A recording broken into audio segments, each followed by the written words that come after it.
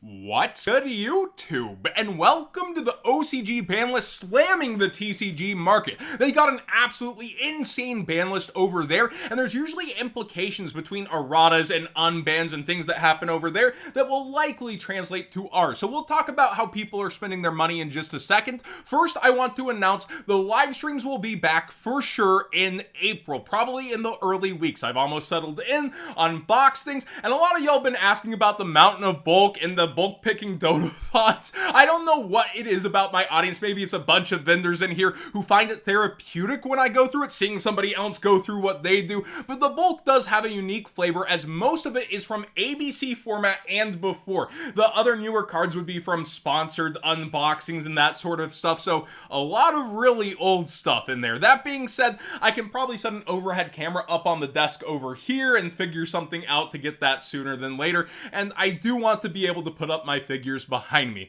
Let's go ahead and get into today's market watch, though. That's what you're here for. Starting with Glow Up Bulb. Get to the cards, John. Well, Glow Up Bulb has gone up a lot, and this is dual speculation, right? Like, plant stuff is already going up as it is, and then you have a past format to fall back on, good old Billy Break, Plant Synchro, and I feel like Glow Up Bulb, you have very nice versions with the secret rare out of 5Ds, which never got a reprint as far as I recall that legendary collection. Then Star Strike Blast, a very famous set for having cards go up. It's got an ultimate rare in there, and you can just see the graph versus Banlist A going pretty insane. And oh my gosh, I don't think this is a $200 card, but if it comes off the list, it will be interesting to see what people are willing to play for the max rarity. The secret rare also does look very nice. This is one you probably should have had before. People are still staying away from the gold rare to a good degree. And we luckily do have a common out of the Cyber Link structure deck, and in case this does come off the list and you want access to this, just go ahead and get the common or the gold rare right now, because look at how crazy the other versions went. Even if there's not the most in the world, I would just go ahead and get it to have access. Now, Blaster also came off the list, which it did in Master Duel, so this is highly likely to come off for the TCG as well, and I don't know how much further it really goes up versus $14. The secret rare is nice, and this is the least threatening out of the three remaining: Tidal, Redox, the Recovery, and those cards being pretty good versus Blaster.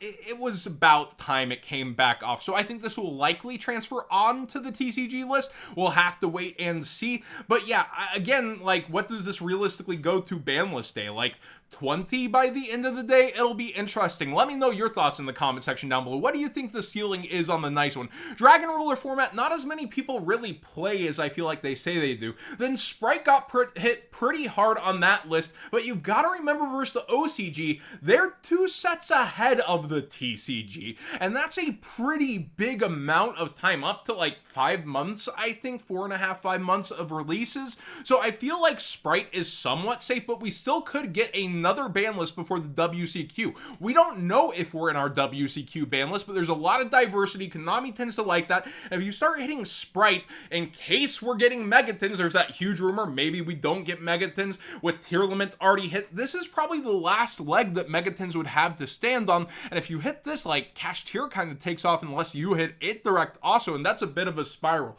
Battles of Legend also comes out before the WCQ, and sometimes there's star meta reprints like Trickstar Reincarnation that was just in time before the WCQ. Maybe we could even see some Sprite reprints there, and that might be even more telling, but we'll have to wait and see. A lot of these values aren't the greatest to actually fill a 10 with when we're looking through what they're actually at right now, though. Kaijus are up. Yeah, that's because of the Netflix Gamera. No, totally. It's more so that people are not wanting to eat their normal summon in order to do board removal, and a lot of boards only put up 1 to 2 problems, so Lava Golem, while it takes out 2, it eats a normal summon versus being able to summon and extend and go further beyond. Dogoron's the easiest free 10D somebody could have got in a long time. When we talked about the Gate Guardian stuff, I always brought this up in the set, and it's big up in price. Searchable in dinosaurs to a degree as well. Just a really nice card, and the secret rare looks good. As far as I've also heard that speed duel foiling slash the cards themselves feel kind of like more OCG card stock. Let me know in the comment section down below if you've gotten your hands on them, or that they're all EU print but feel better than EU print.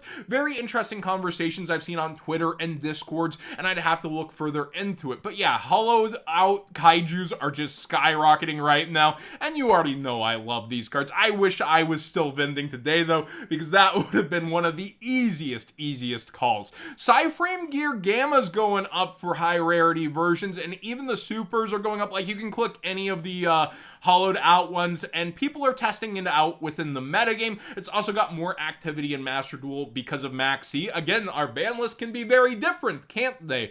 But the collector rare at the top end has spiked back up. You can see the first edition had been, you know, down for a good long time. Now it's getting traction. You have two here at 280 before it starts to go up. But interesting that we're seeing sales rates on this as well, and it start to really go for all of its versions.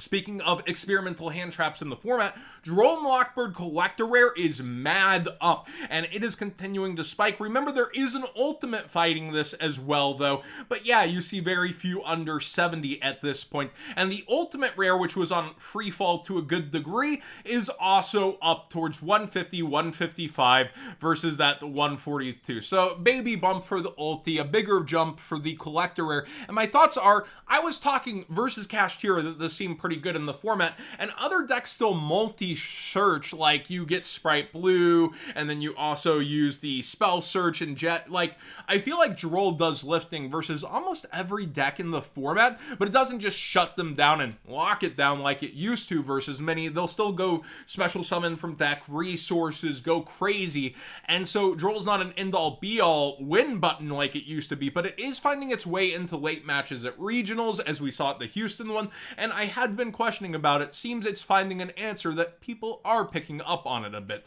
Mirror Jade, I just wanted to take a moment. It's going even crazier for the Starlight rare. Look at this, a sale at 450, and it quickly jumps up towards 450 here with very few, 0% kind of things, Italian under it. So it's solidified. I hope Konami still watches my content with Billy Gunn. I wanted to point out that you can take cards that are more iconic, even in a modern format, that are cheap, and still turn them into something really cool. And I hope Konami kind of looks at its structure decks in the future that likely have a meta impact and think about this kind of thing. This is really awesome to see. It's a win for the set. It's a win for the players of the deck. It's a win for people who want to bling something out but still have easy access. It comes down to the card itself. That's why collector rare choices could also be huge wins for a set all on their own, even with those terrible ratios. Konami just needs to work on it to a good degree. Illusion of Chaos continues to go up, and I'm hearing this is for Gate Guardian. There's also the Master Duel Dark Magician players, as I've pointed out, that transfer over to the TCG. This has been getting huge waves from top creators that aren't even like Yu-Gi-Oh content creators, but have been getting into Yu-Gi-Oh, and they're all trying to make Dark Magician work. But yeah, huge jumps, apparently thanks to Gate Guardian as well. Naturia is a better deck than I gave it credit for. A lot of people just told me to ignore it. It's bad, ignore. And then I see top level players picking it up and doing crazy things with it. Naturia Beast also up in price and creeping up towards the WCQ for the secret rare, the DT, and others, and very low listings on many different versions. Luckily, we do have the dual power version in modern reprint history, but yeah, be aware that all of these are a little more than you might have thought they were at this point. Speaking of plant good stuff, as we were talking about Glow Up Bulb, I wanted to show 3 different cards and where they've gone. Aromatherapy Jasmine, we talked about it but didn't show it. It's actually been really stable in its spike on up, and it doesn't have a reprint. It's out of dual power. I'd love to see this in secret rare in battles, but I don't know that they'll be on it even with the Rika reprints. They love to tie sets together for cards that are needed between the decks. But yeah, look at this. It's pretty crazy up in price and stayed versus Sun Avalon Dryas. You actually see the spike and then the chill in demand, and now $6 available level. Well, mostly 7, but you get the point that it comes back down off the hype a little instead of continuing. And then we get this one where it spikes because we get all those Rika reprints. It drops, and then the demand comes back for it, and now it's kind of chilling once again at 15, 16. So you get this kind of crazier thing.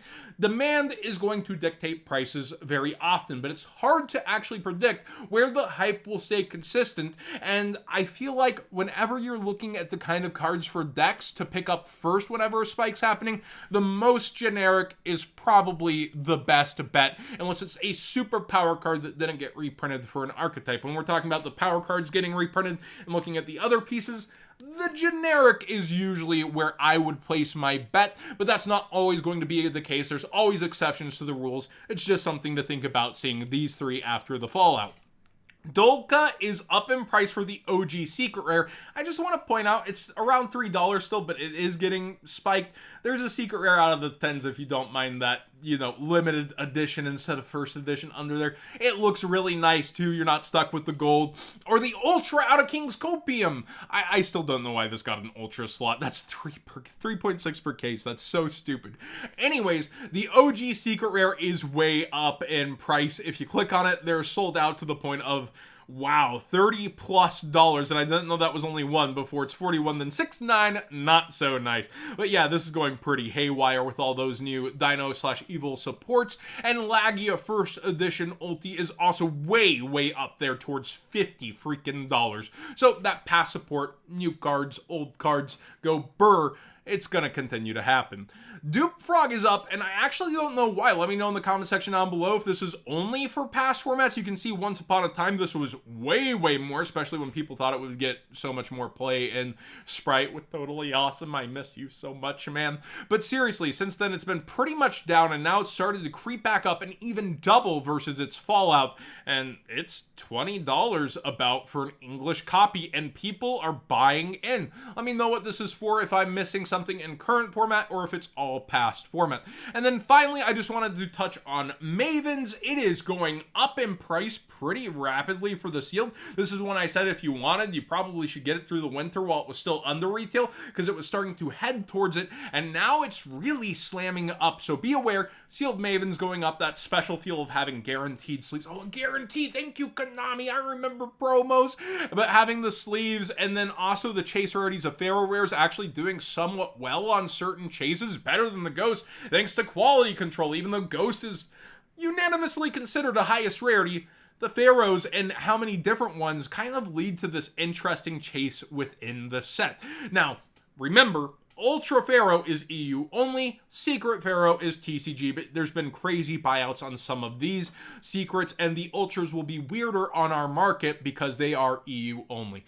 Thanks for watching today's Market Watch. Please subscribe if you haven't already. Give this video a thumbs up if you enjoyed the conversation. This week will be the last week of kind of wonky uploads. I'll be working towards getting more consistent videos as well as the streams come April. So thank you for bearing with me in the slow upload schedule, although the views have kind of been up, so that's very interesting. I get Yu-Gi-Oh's at a great place right now, but it's kind of weird to see me upload less and the views and watch time and retention actually go up. That is kind of interesting.